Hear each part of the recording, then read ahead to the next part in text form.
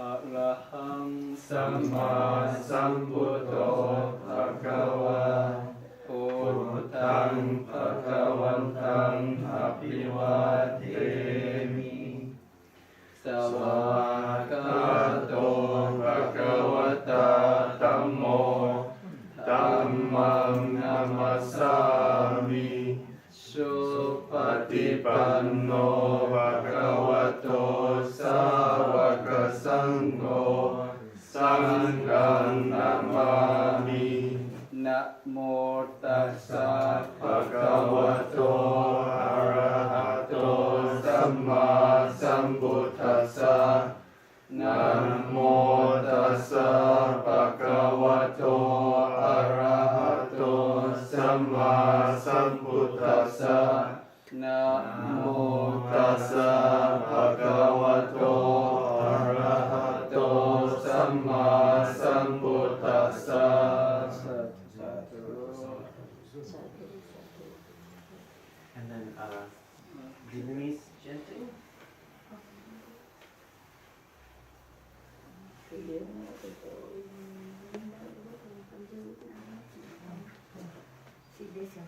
Okay.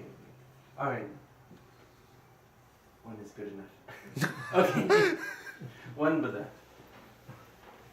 Savante. Yes. Thank you. Thank you everyone for coming on this cold, windy night on our IBAA study circle, and postponed from last week, but still we're here to learn the Dharma. We're here to learn and share with each other, and it's always great to see so many different traditions together and come together to learn. So please. Thank you, everybody. I've seen several familiar faces, and welcome, and thank you for being with me. I've also seen several faces that it's our first time met. Frankly, I didn't know what to expect from tonight, so I started by preparing a rather general topic that I think that either a Mahayana, okay, or from whichever tradition will have some point to make. As you can see, the title is about doubt, investigation, and faith. As we all know, that Buddha has taught us that from the starting point of samsara, before reaching the end point of nibbana, we have to take one path, which essentially from the Theravada tradition would be the Eightfold Noble Path. Curiously, this Eightfold Noble Path did not mention anything about faith. Yet, when we talk about the 37 conducive factors that would help achieve Nibbana, faith was playing a central role. On the other hand, when we Buddhists, especially as Buddhist monks, when we're engaging with some interfaith activities, we were routinely being referred to as a tradition, as a religion of faith. So there's an ongoing issue about exactly what we mean by faith and what is the role of faith in Buddhist teaching. And what I would like to address tonight is that actually faith, in my opinion, in the earlier Buddhist texts was playing a supporting role. However, this particular supporting role is so essential, so important, it almost gives you the impression that it's a requirement. And I will intend to go through that one by one. First, my question for everyone to think about is that if we also admit that Buddhism is a religion of faith, in your mind, what are you thinking about this faith? Is it in the same vein like Christians referring to their God, that we are in the hands of God, by the same token we are in the hands of Buddha, that kind of faith? Or are we actually talking about that I am so confident that I, as an individual, as a being, have the capability of reaching the end with that kind of confidence? The subsequent PowerPoint I'm going to demonstrate and present to you we're probably referring to the latter, that it's more about confidence instead of faith per se. Okay.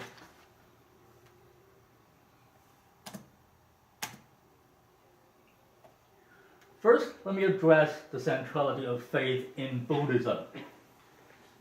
The faith is indispensable for mundane as well as supramundane progress. The so-called mundane progress is that you believe in karma and the karma fruit, and then you go on determined to cultivate your wholesome karma so that in the hope that in the future, in the next life, you can have a rebirth in the fortunate destiny. That would be going for the mundane progress. Supramundane would be that you intend to cultivate your wisdom, seeing things as they are, and with this penetrating wisdom, hopefully you can achieve Nibbana. If not in this life, then in the next life. Most likely, this would have to be done through renunciation and requires wisdom to make renunciation possible. So that would be supramundane progress. Either way, it takes faith.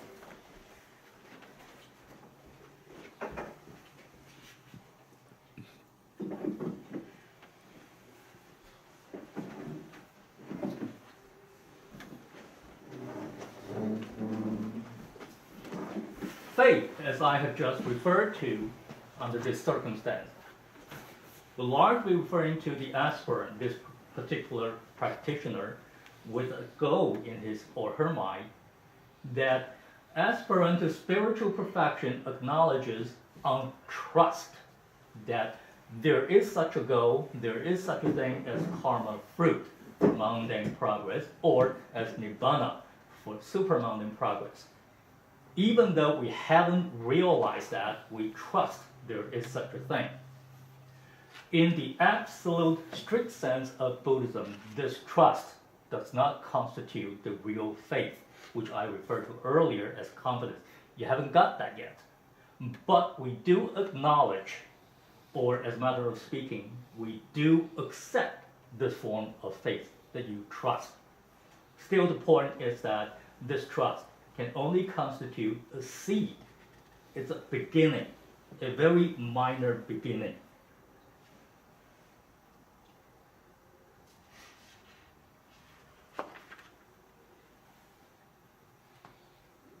Suppose, think about this way. You are not interested in Nibbana, which is quite prevalent, although a lot of Buddhists believe that they should refrain from saying so, because if you think that you're telling people that, oh, I'm interested in I want rebirth in the heaven, people will laugh at you. Well, actually, if you read into the early texts of Buddhism, that wasn't the case.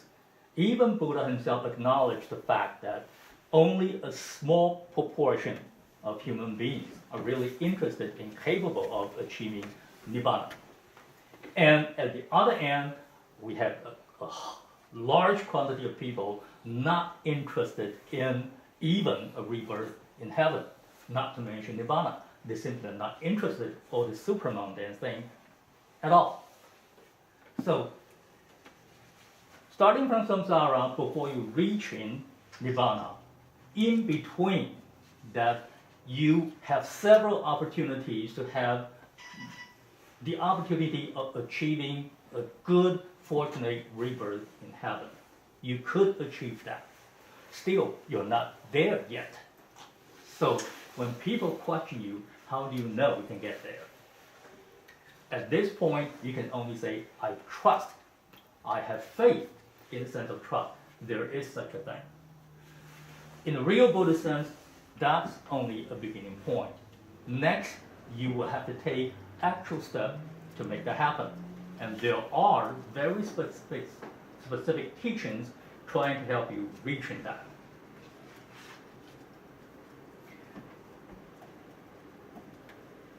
So I can see the picture on the top right. That would be a visual aid to help you keep that in mind. Trust is a seed. Because it's a seed, it only comes natural that people would have doubts. First, you might have doubts about yourself. all right, suppose I can trust there is such a thing as Nibbana. There is such a thing of rebirth in the fortunate destiny in the heaven. Can I do it or can I not do it? And then we do know that suppose you have a guru, you have a very good instructor, and you believe he's decent, he's diligent, still, he's not an enlightened person. So no matter what he or she is teaching you, how do you know you can trust him or her? You will naturally have that kind of doubt. On this point, Buddha was being radical.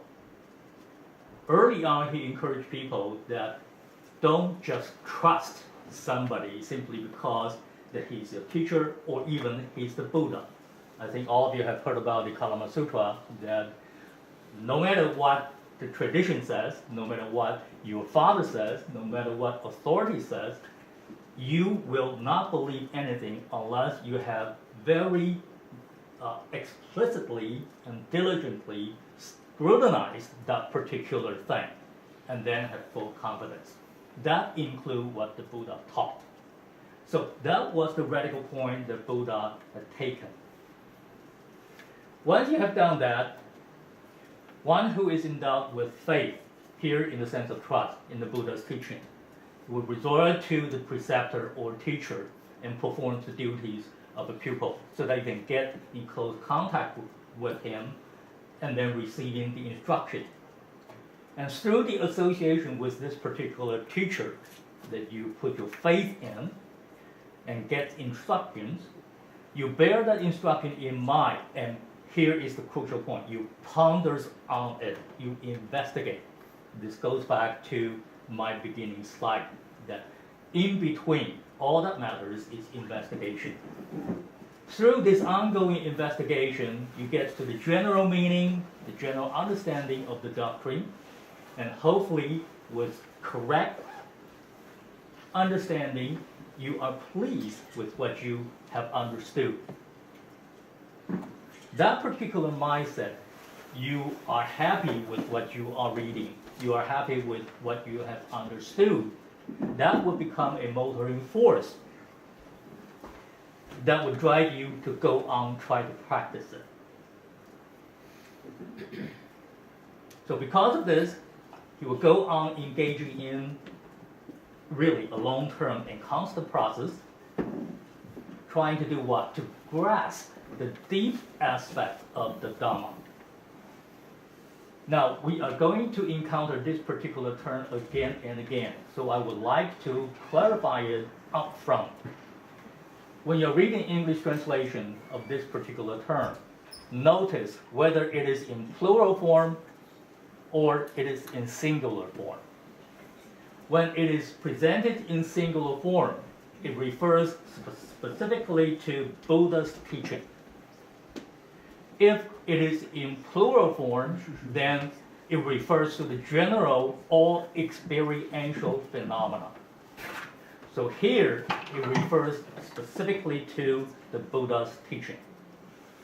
And in particular, he's teaching about you should cultivate your virtues. Therefore, based on the accomplishment of virtues, you are better able to achieve concentration. With the concentration, with a calm mind, therefore, you can cultivate some wisdom, which is the foundation leading to Nibbana.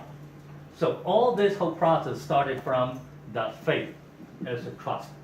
But in the end, after you have gone through all this process, now with this practice becomes perfect. He realizes the highest truth and becomes one with it. Here, this particular practitioner would have unwaverable faith. This is the true sense of faith that Buddhism is referring to and encouraging people to do. That is absolute confidence. You know that as it is.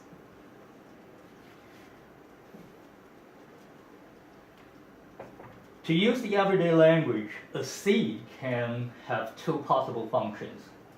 Downward, it produces the root, okay, gaining a strong foothold. Upward, it will go on develop, and then grow stronger, grow larger. So even though this is a tiny bit of thing, it's still very essential. And this particular city comes from your trust in Buddha's teaching and the possible attainable goals of Nibbana. In the Samyutta Nikaya, there was a very specific paragraph indicating that faith is the seed. Further, I believe also this was emphasized in Mahayana tradition that, let's use this next slide. Those of you who can read the Chinese character, I believe this is a very familiar term, that with the presence of trust or confidence, okay, one referring to the beginning, one referring to the end. With the presence of trust, desire of practice arises. That if you don't believe something to be authentic, if you don't believe something to be beneficial to you, you wouldn't take any step to even try it. So this trust is must. So desire of practice arises with the presence of trust.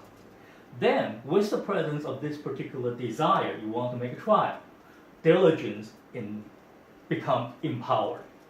And so this trust not only is the motivating power for your first step to want to know more about Buddhism, it would also become the empowering force of all the subsequent steps that you may have until you reach the ultimate truth. Still, it's a very broad term of trust. Can we be a little bit more specific? Here I am citing the Yogacara Bhumi Sastra, a well-known commentary about what a practitioner should be doing if he or she intended to achieve Nibbana. And this particular paragraph is referring to faith. As you can see here, it can be elaborated in this way. First, the faith should be about Dharma. Again, notice it's in singular form, which means it's referring to the Buddha's teaching. Which particular part of the Dharma? Actually, the whole process. About what? The path, Eightfold Noble Path, from samsara, leading you to Nibbana. You take the path and the fruit of the path, which implies all those possible fortunate destiny in between and the ultimate Nibbana per se. These things, as an inherent and core part of Dharma, you should have faith in. And this particular faith also referring to three subsequent components. One, you should cultivate, if you haven't got it, your confidence believing that the past, the fruit of the past and the Nibbana per se intrinsically exist. It's not something imagined. Next, you should also cultivate your faith and hopefully absolute confidence after your practices that the past do have the power of eliminating afflictions and leading you into either the better destiny or into the final Nibbana. And third, very, very importantly, because a lot of beginners are lacking confidence in themselves, can I or can I not do it? You must have faith believing that you do have the ability, you do have the propensity of taking measures, achieving that ultimate happiness. So you should have these three faiths then applied onto the whole thing about the Buddha Dharma, including treading the path, achieving the fruit of the path, and Nibbana per se. Essentially, this is talking about that you should have faith in the Four Noble Truths, believing in that your craving is the very origin of your dukkha, the suffering. This leads you to believing in the karma and karma through, and achieving the mundane progress.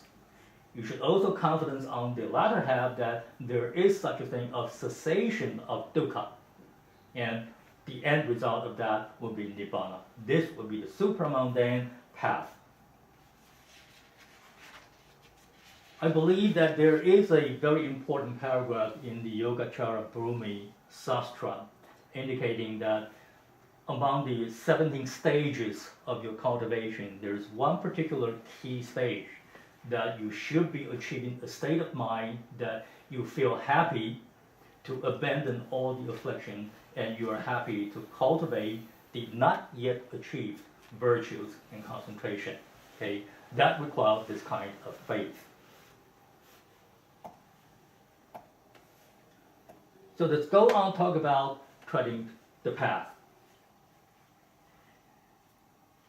This needs to be addressed because traditionally, if you're thinking about, if you tell your friends, you tell your parents, I am going to have a trip, no matter what way, which particular path you're taking, your first job will be getting prepared. Most likely, some resources in an hour-day condition that you need to know the destiny, of course. And then you need the money, buy tickets. In those days, money may not be the most important thing. You need food, okay? Whatever that is, you need resources. There are traditionally two types of provision of resources that must be prepared if you intend to tread the path. One is meritorious deeds, the other is wisdom.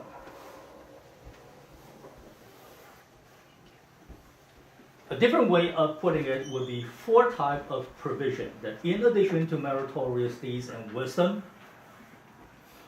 you should have also during your previous life cultivated the wholesome root, namely knowing how to differentiate what is wholesome, what is unwholesome. And in the current life, you should also have accumulated some meritorious deeds. For instance, you constantly go to the temple, visit the temple, listen to the monks, having doctrinal instruction, or you yourself taking classes, meditation classes that is, and cultivate by yourself. These are all very important resources you can cultivate for yourself. Now, these things all put together eventually also have to do with faith. There are several places in the sutra. You can find them scattered in either the Majjhima Nikaya, the Anguttara Nikaya. Here I'm referring several examples. For instance, there are the so-called 5 faculty and 5 power that are conducive to the achievement of Nibbana. The 5 faculty, namely, is that you should have 4. You should have faith, and clustered around this faith, there will be effort being generated, and there will be consciousness about the achievable goals generated by such effort. And because of this, there will be no more fear of reckless action censured by the wise, and then you will have the right mindfulness leading to concentration and wisdom. These are only the faculty, which means they are weak. And it starts with wisdom. The implication is that if the confidence, the faith, or the trust is weak, then these 5 faculties would weak. Your accomplishment would come very slowly. The other side is, if you diligently cultivate this, starting from your faith and confidence, then they become power, the 5 powers, meaning they will lead to quicker, more solid achievement of accomplishment.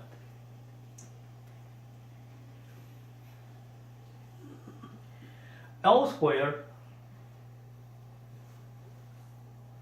in the Majjhima Nikaya, Sutra number 90, Buddha specifically mentioned that in order to enhance your right exertion, there are also 5 further conditions to make that happen. In addition to first you have faith and then you exert. To specifically help with that exertion, you will further cultivate your faith. This time, faith in particularly 3 things: the Buddha, the Dharma, the Sangha. I'll come to that later.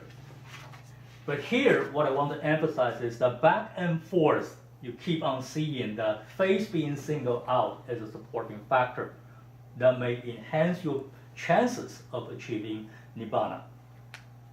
That should be clear enough to you. In the Nikaya tradition, Buddha, along with his noble disciple, have created a tradition of teaching the beginners in a certain way.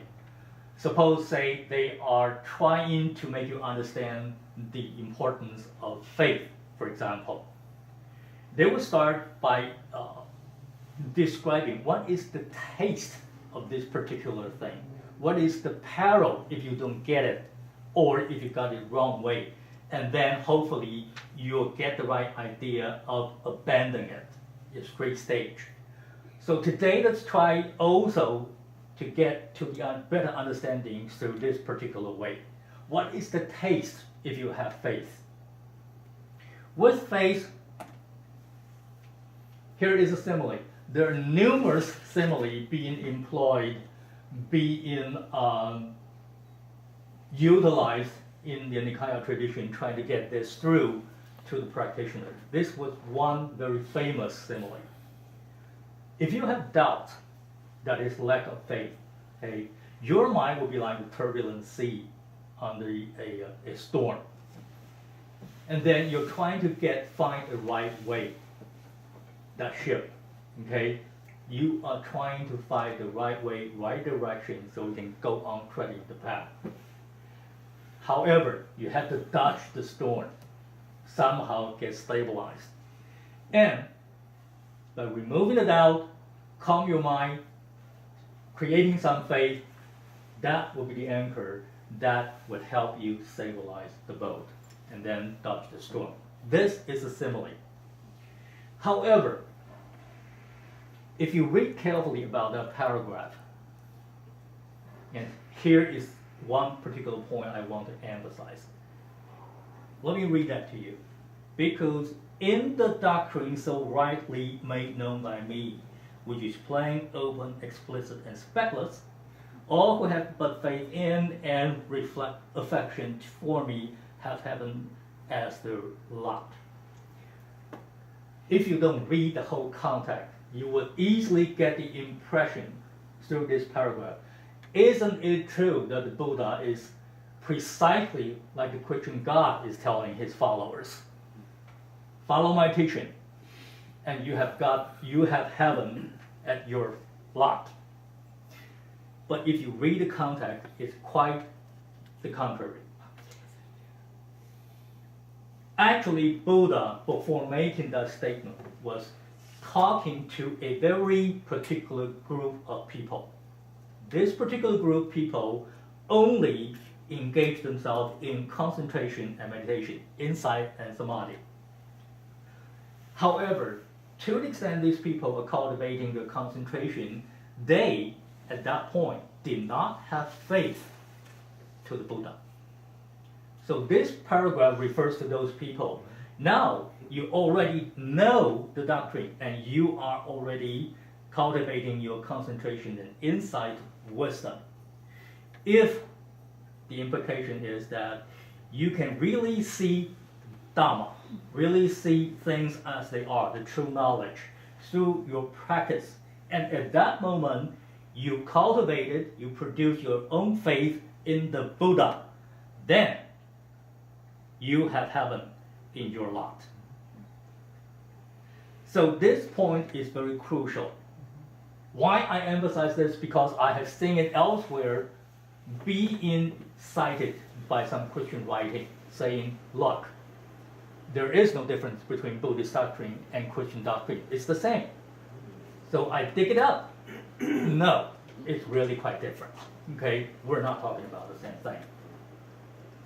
Again, let's go on talking about what is the peril if you don't have faith. We follow the tradition. The bhikkhu who is wanting in faith falls away from good qualities. You will not be knowingly cultivate your wholesome quality, and you'll be unknowingly allowing your unwholesome quality to keep on growing. You will not be able to establish yourself in the good law and good doctrine of the dispensation. This, in the Nikaya tradition, oftentimes goes hand in hand, refers to the Buddha's teaching. The Vinaya, the training rule, as well as the doctrinal teachings. So without this, then you would not have the right view, which is the beginning step of the right path, Eightfold Noble Path. So that is the peril, that it will actually undermine your whole attempt to tread the path.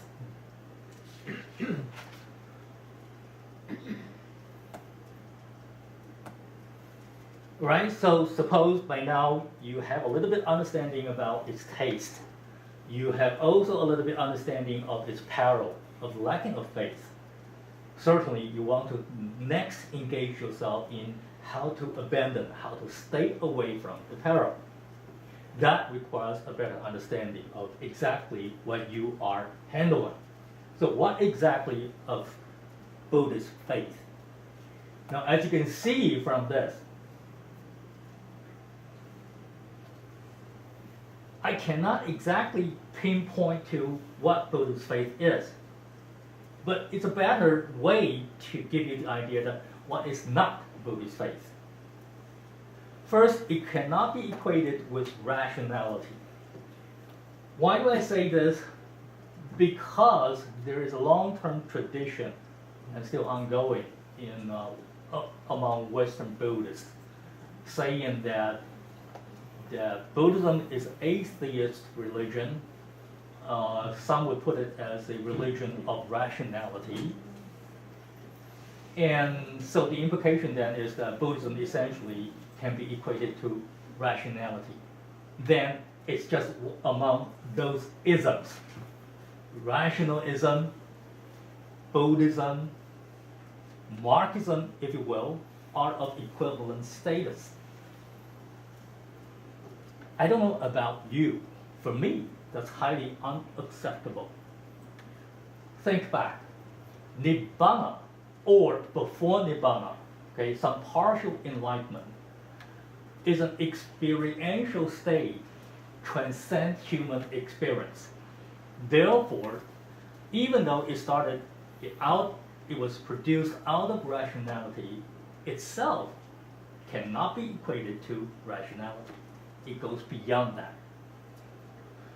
Then, people who are familiar with the so-called dichotomic, okay, either this or that kind of thinking would say, all right, so this is not about rationalism or rationality, then it must be the other way, mysticism. Okay, it's all illusion, it's all imagined. But then this is also not true, because we do know that these are experiential states. You can actually verify that. It's not illusion. So put these two things together. What I can say is that the closest summary I can get about Buddhist faith would be that it is a way of life based on logical confidence. And to live out this particular way based on logical and reasonable confidence, you will have to keep on doing three things. First, always investigate your own experiences through your eye, through your nose, tongue, all these senses organs. Investigate everything within your experience. Try to know exactly what they are. Namely, are they permanent? Are they impermanent? Are they intrinsic? Are they not intrinsic? Until you can finally reach conclusion that they are truly so. While doing so, you will be maintaining an open mind. And more importantly, once you determine that you have discovered the truth, you will take actions corresponding to the truth.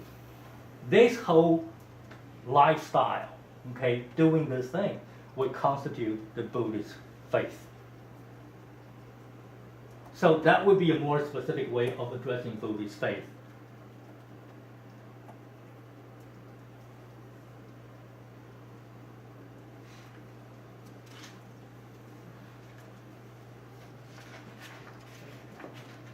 to put it down into more understandable ways, you can say that by a very diligent, continual investigation of your everyday experience, internally and externally, with the help of Buddhist doctrine understanding, hopefully you can believe, you can have some faith in cause and effect, karma, karma food, for example. You will also believe that Buddha himself was a human being who very diligently cultivate his own samadhi and insight wisdom, and by doing so eventually become an enlightened Buddha. Then you will further have some faith believing that Buddha's teaching, which includes the 20 rules and the doctrinal principles, they can enable whichever practitioner treading the same path to achieve the same result. And finally, you will believe that in this world, truly, factually, there are still people who were following exactly what the Buddha had taught, namely the Sangha.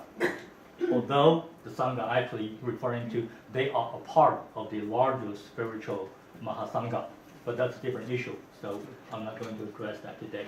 Once you have that kind of wisdom and that kind of faith, according to the doctrinal teaching, you would have become a stream enterer. What stream? Meaning you have become a member that those people eventually would achieve the so-called noble state, noble disciples. So the point being that you keep on doing this. Keep in mind what constitutes karma. Karma meaning repeated action, repeated intentional action. What I have just described, that you keep on investigating with the help of doctrine, hopefully you achieve those kind of confidence. That becomes part of your karma. At this point then, you would have achieved really confidence. The simile in the doctrine is that strong confidence works, function as a water clearing crystal. One drop in it, the water referring to your mindset. Okay, the state of the mind becomes clear. So clear you can have the penetrating power, seeing things as they are.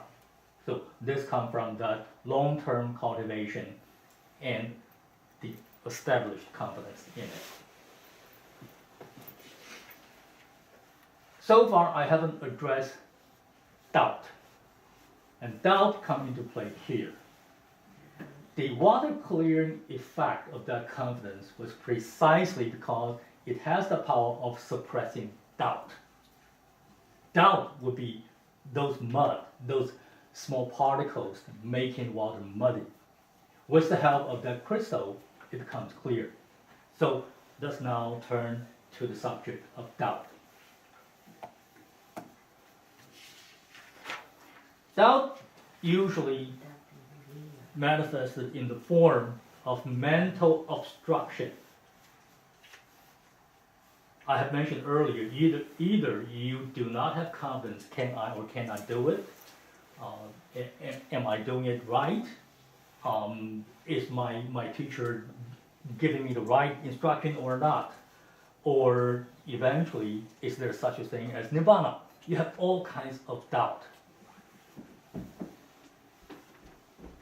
The simile in the doctrine is that when that happens,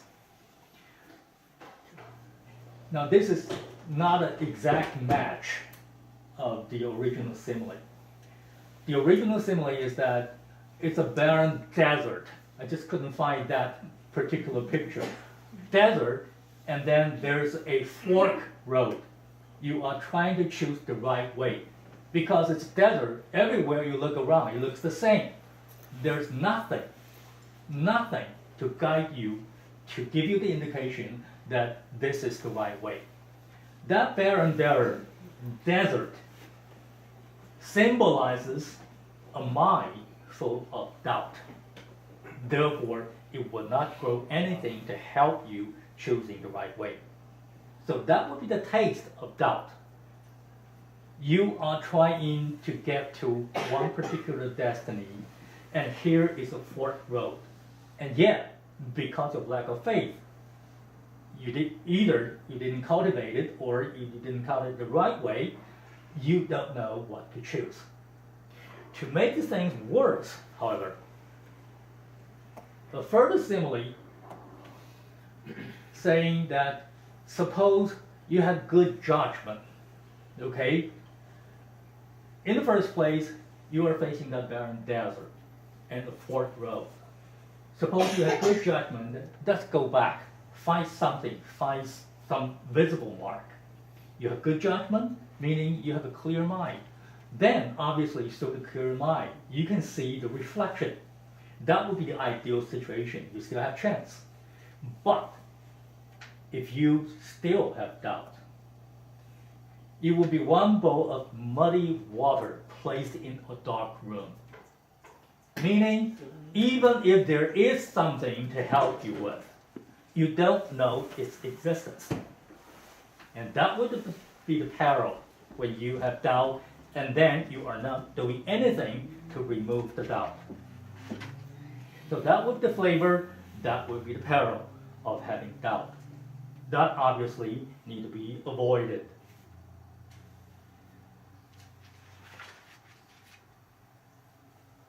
How important can that be? How essential is this? Let me give you one particular scenario that all of you are familiar with. On very eve, during the final moment before the Buddha's parinibbana, we don't say his death, but instead parinibbana. Buddha believed that it is so important that during this particular moment, he repeatedly questioned his disciple. Do you still have any doubt? Ask right now, so I can remove the doubt for you. Now, in appearance, this was a dying human being. And using his last breath, he was still emphasizing this. If you still have doubt, bring it up. You still have time. So this is how essential that all practitioners should bear in mind. Either you keep on removing your doubt until you reach Nibbana, or at least before you see in the Dharma, meaning having a Dharma eye, meaning you have become the stream emperor. That will be the moment that you, for now, can get rid of doubt. This then links us to some operational perspective. I've been talking about cultivating faith or confidence. Then I also talked about removing doubt. It sounds like you need to create something. But if you read the doctrines carefully, you'll find out that one particular factor would achieve both results. The same factor responsible of removing doubt would be also the same thing of creating confidence. That is investigation. This was clearly indicated in Majjhima Nikaya. So, as long as you're able to escape from doubt, okay, that means you would have right understanding. Right understanding is the beginning step of the Eightfold Noble Path. Then you will also have understanding in accordance with the true reality.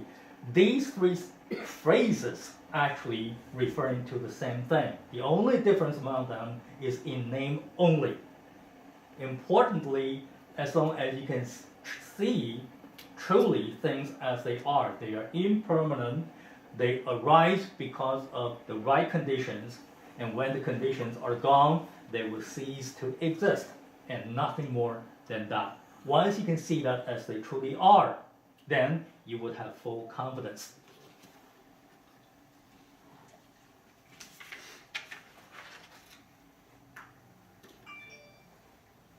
So let's talk about the process. You have rising, you have the ceasing of doubt. What are the nutriment of doubt? This has particular important implication for practitioners. In the Samyutta Nikaya, it was very clearly indicated that giving unwise attention to phenomena, I have replaced it with phenomena because the original term would be dhammas in plural form. I've mentioned earlier, when in plural form, it refers to the all experiential phenomena, right? So not paying correct, wise attention to phenomena leads to manifestation of doubt. So the implication is that suppose you take the opposite approach, paying wise attention, then you would gradually achieve penetrative attention to phenomena. This becomes de-nourishment of doubt. Now notice, de-nourishment of doubt essentially means the arising of confidence. So one particular step achieving the same result. Interestingly, though, so now assuming you trust me, all right, so this is the case. As long as I investigate diligently and wisely, heading into the right direction, I will simultaneously get rid of doubt and achieving some confidence and gradually accumulating it. Yes, that is the case. But then, how do I do that? Let me also give you one particular reference. In Majjhima Nikaya, I believe it's in the Fascicle 3, Sutra number 85. It requires, quote unquote, previous development of mindfulness. So the instruction is quite clear. In order to get rid of doubt, you would have to pay wise attention. How do you make possible wise attention? With the cultivation of mindfulness. And so, if you put it together then, what is the right condition of creating confidence? That means ongoing cultivation of mindfulness.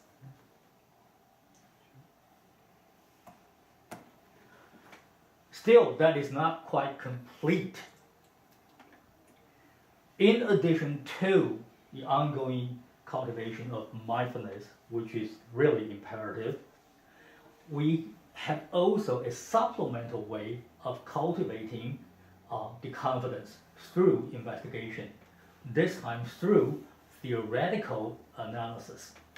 Keep on examining the Dharma here in singular form, meaning referring to the Buddha's teaching, okay? Examining the Dharma with wisdom. This usually will be enabled by 4 particular measures, if you will, and I believe all of you are also quite familiar with. Namely, stay close, make association with good companion, listen to the right Dhamma, singular form, and then contemplate following the right logic, right contemplation, and then take suitable actions in accordance with the learned Dhamma. When all these 4 steps being accomplished, you will become a stream enter.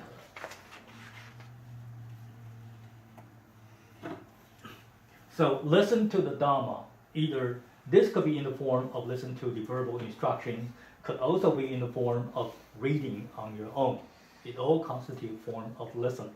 But the important thing is that by listening, you will also need to comprehend correctly, contemplate making right choices, and then take appropriate actions.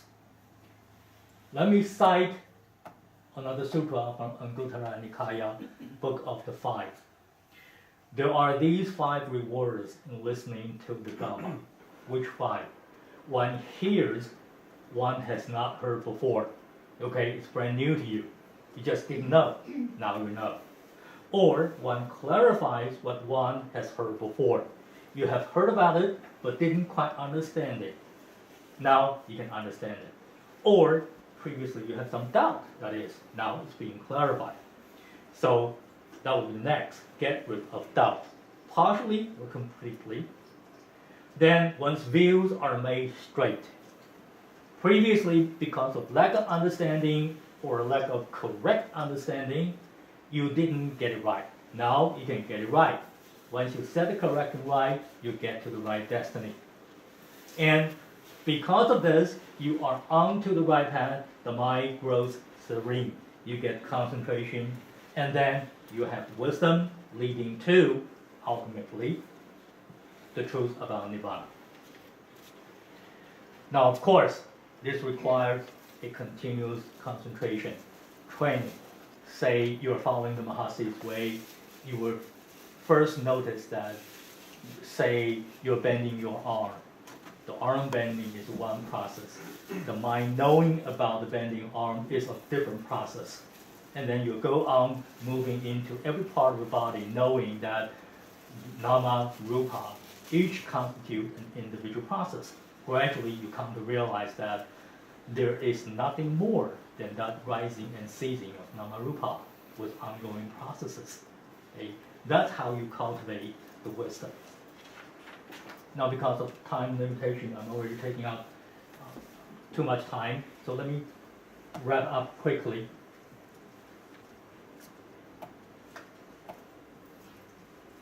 Suppose you still have doubt. I've been drawing from sutras, and then I have also referred to commentaries. Still, there's one more part left unexplained. Suppose the training rule, Vinaya, has nothing to do with doubt. Actually, that is not the case. Doubt relating to Vinaya appear to be so abundant that this particular title is a commentary on the monastic rule.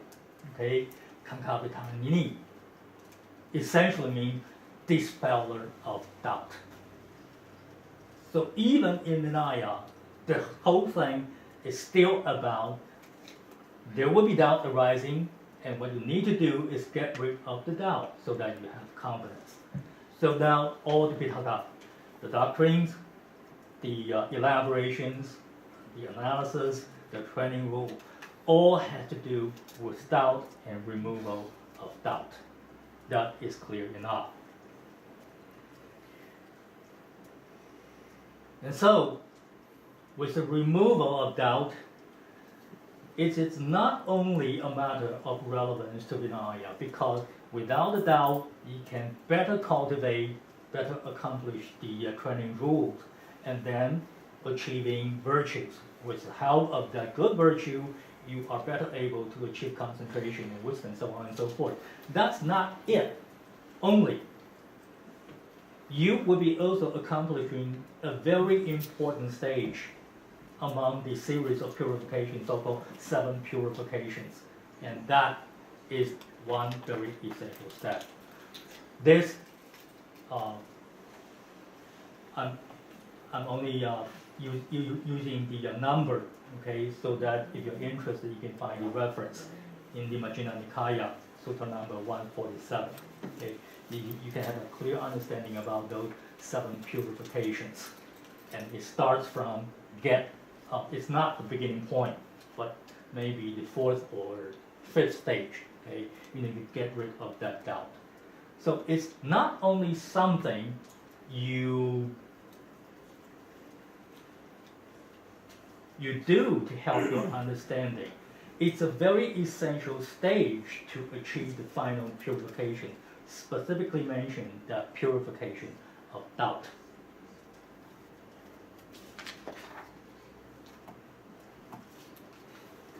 So only when doubt has been overcome will it be possible to eradicate passion, anger, and delusion. Don't get discouraged. We don't mean to say that 100%. Even if you can only eliminate a small proportion of it, you are still achieving a small proportion of purity. So no matter how small, get on with it. The same way is that those styles works, and you can perceive it really like this way. They are like small particles of dust. And the moment you can achieve the dustless, stainless eye of Dharma will be the moment you get into the stream of Zen state, or so-called noble good. And that had to do with first removal of doubt, and then cultivation of confidence. And in my opinion, that would be the true Buddhist meaning of faith, namely verified, cultivated, unwavered confidence instead of blind belief. Okay, that will be my presentation today. And I'm a little bit hasty, running out of time. So if there are any unclear points, I welcome questions and comments. Thank you. Thank you.